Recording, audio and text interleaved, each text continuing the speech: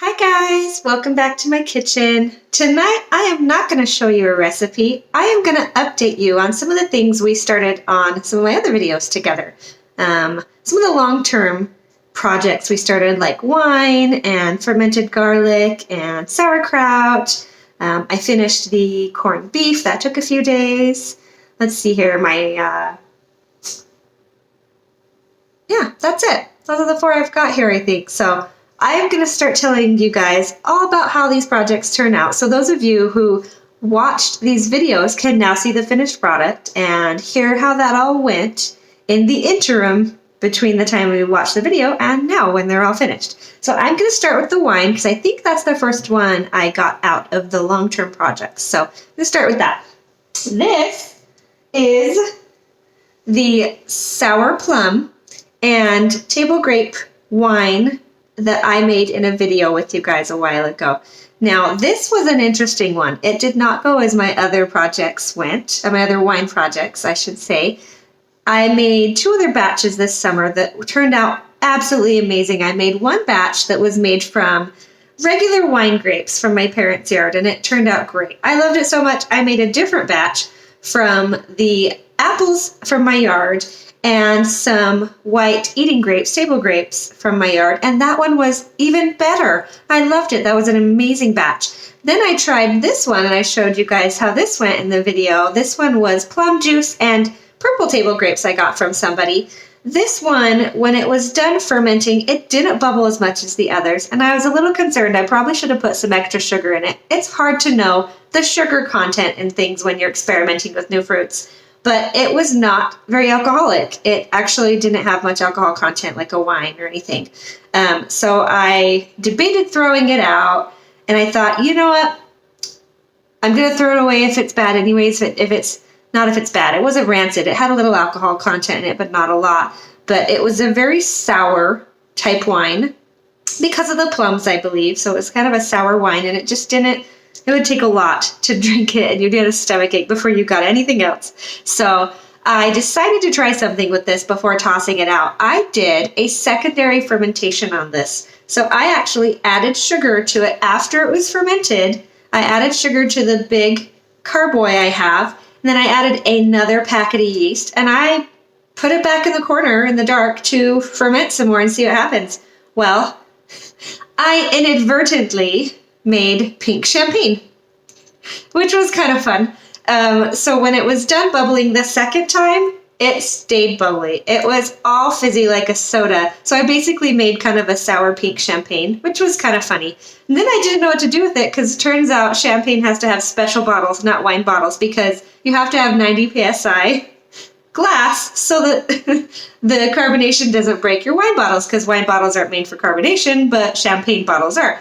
Well, I did not want to go buy champagne bottles, and there's a little device you have to put these little wire cages on top to keep the cork in, and I didn't want to buy that either. So it sat on my counter for a couple of weeks while I tried to figure out what to do, and in the meantime, it actually decarbonated because it was sitting there in the jar with the little airlock on top. So the carbonation eventually just kind of fizzed out after 3-4 weeks or whatever, because life has been busy, and now we just have a regular wine. But if I had bottled this fast enough in champagne safe bottles, we would have had pink champagne, because apparently secondary fermentation with added sugar and yeast can cause champagne. So that was kind of fun to learn. But now this is just regular sour wine. This is a sour plum wine. To me, it's not my favorite batch. I probably won't do the plum wine again, but it's good if you add a little bit of Sprite and berries, and it's actually not even bad to sip on if it's cold. I'm kind of a sweeter wine person. I like kind of sweet wine. If you liked the more tart sour wines, this would be perfect. And the color turned out really cute. It's kind of bubblegummy. So there's that. And I'm going to show you something I didn't do a video with you guys because I was kind of experimenting. But I'm going to show you this. This is strawberry pomegranate honey mead or honey wine. This I experimented with without doing a video because I didn't know how it was going to turn out. It is really, really alcoholic. Like, I don't keep this kind of strong alcohol around my house typically. I don't usually drink it. And it turned out way more alcoholic than I would drink for a wine. So I only saved a few bottles of this. You would definitely have to mix this with juice and other things. But yeah, let's see here. I ended up only saving a little bit of it, and I don't think I'll do a video on this one because I just don't really love the flavor of it very much. But look at the color and the clarity of that. I just thought that was kind of cool. This turned out so clear, and I didn't have to rack it a million times like I have to do with the wine. Usually I have to rack it a few times. But yeah, so that's how that went, and I will not be doing a video on that, but I thought you could kind of get a kick out of that. It's really pretty. So these are two of the projects I've done. This one you guys watched me do in the wine video. This one was just an experiment you guys didn't get to see because it didn't turn out really great, so I probably won't do that one again. My next one I'm going to talk to you guys about is if you watched my fermented garlic, I'm going to show you what the green fermented garlic turned out to look like. I've already used half this jar since I made it.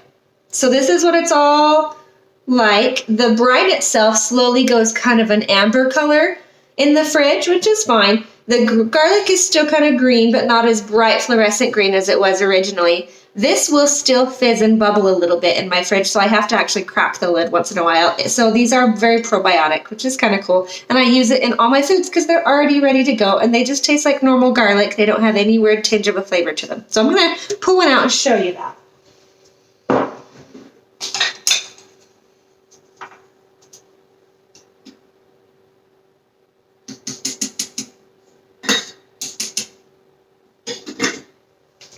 Okay, so this guy here, now that he's not in that amber colored brine, you can kind of see the little green tint to him. That's normal.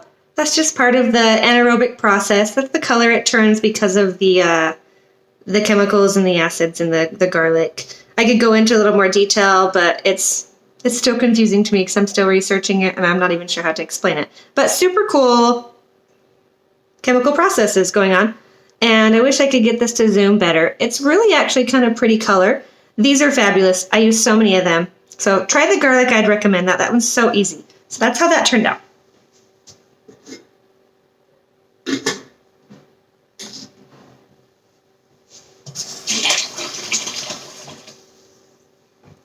Okay, and then real quick, I'm going to show you the sauerkraut as well. It turned out amazing. This was my best batch of sauerkraut I've made, and I've been doing it for several years. Now, in the video when I talked about the sauerkraut, I told you guys how I don't ever mess with mold on my sauerkraut. I usually will throw a batch away if it has mold on it because I'm such a coward. But I did a little more research and some Googling and some reading into the different types of molds. I got these little white lily pad size, little tiny floaters, I guess. That's an awful term. That sounds disgusting. I got these little round lily pad looking mold that kept floating in the brine on top of the brine of my sauerkraut. And the sauerkraut was several inches under the fluid, and it was doing great. And I was worried, and I kept skimming off those little lily pads, those little pieces of white mold off the top of my brine. And it was really worrying me, and I thought, I'm going to throw it out. But I did some research, and it sounds like that's actually pretty normal.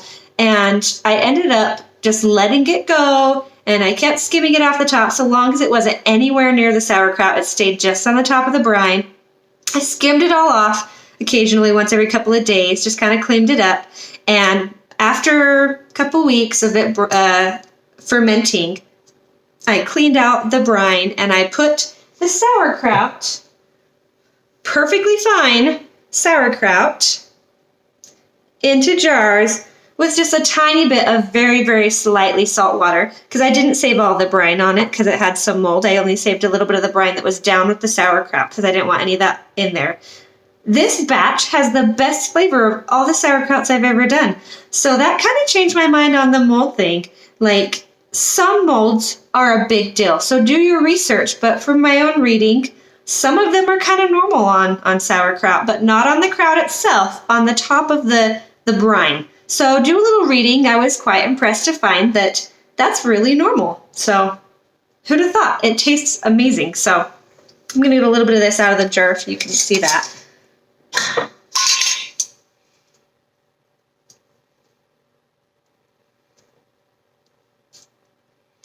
Okay, so you can see it really turned out perfect. It was a perfect batch of kraut.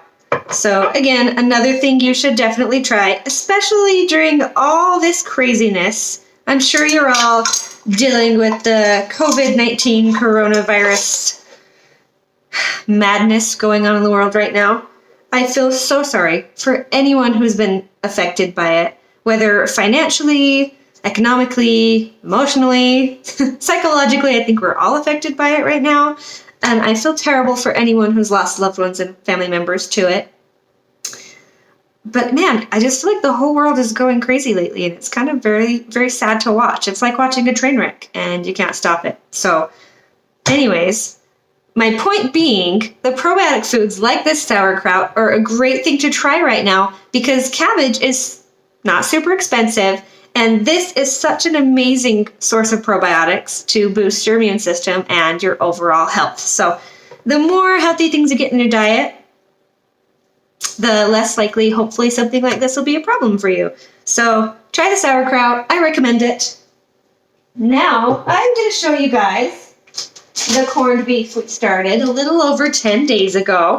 This is one of the raw pieces, fully corned. And I'm going to throw him in the freezer. You can see that nice marbling in there and the fat pad there on the edge. This is a piece of the brisket, obviously, that I did.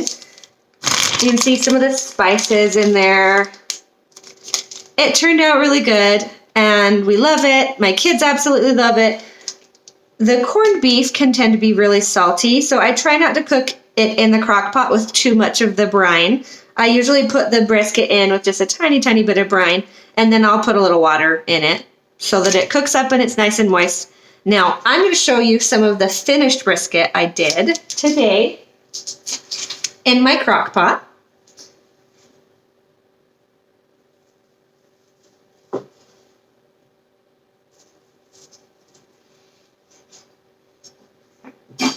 So I had this in my crock pot on low for probably 9 or 10 hours today, and it turned out so beautiful. It's just falling apart. It's so tender. I'm going to try to show you what this looks like here. You can see it has that purplish pink color that you would expect from a corned beef. You can see the spices on the top there. Pull that back so you can see it better. And then it's got the little fat pad on the bottom that's kind of cooked down a lot, give a lot of flavor to that, and it helps keep it moist. And it smells so good. It's hard for me not to put that in my mouth and eat it right now. I'm going to wash my hands real quick. Okay, so that turned out amazing, and it tastes great with the sauerkraut. So here's a couple of cool things you can try. Go back to my page, pull them up, watch them, try them. The corned beef is absolutely amazing. One thing I did want to mention is corned beef from the store is going to be a lot more pink, almost like a fake-looking pink, than the stuff you do at home. Now, here's why. Because the stuff in the store has nitrates and nitrites in it. Mine does not. These are all natural salts, all natural ingredients. A lot of the stuff in the store has the little preservatives in it, and they actually make it way more pink than it normally would be if you use natural ingredients. So it does get that purpley pink color to it, but it's nowhere as pink as the stuff in the store. So that's kind of how they get that. All the nitrates and the nitrites and the nitrates they put in the preservatives actually change the color quite a bit. So if you want to use a certain type of brine or a certain type of salt, like a curing salt type thing, that's your choice. But be aware that there are things in that are a little different than just a normal salt. So there we go. All these cool things that we have actually started projects together. For all of you who have watched all these, this is the final product. Right here, all this amazingness you guys watched with me, minus this one because I did not show you that one. But these were kind of the long-term projects that you guys only got to see me start and you hadn't seen the finished product yet. But here they are in all their awesomeness, and they taste amazing. And I wish you guys could be here and taste it all with me. But I am now going to go sit and eat this lovely corned beef with some sauerkraut. And I hope that everything goes well for you guys, all of you out there, for you and yours. I pray so much that this horrible situation going on all over the world can find you all in peace and hopefully not a lot of stress and anxiety as much as possible. I hope that all of you can really lean on God and just let Him be there for you, because I think in times like this, when we all feel so hopeless, I think that's really when He's hoping that we will lean on Him, because He's really the only one who can get us all through these kind of things without losing our minds. So God bless you guys, and good night. And I can't wait to bring you another good video in a few days.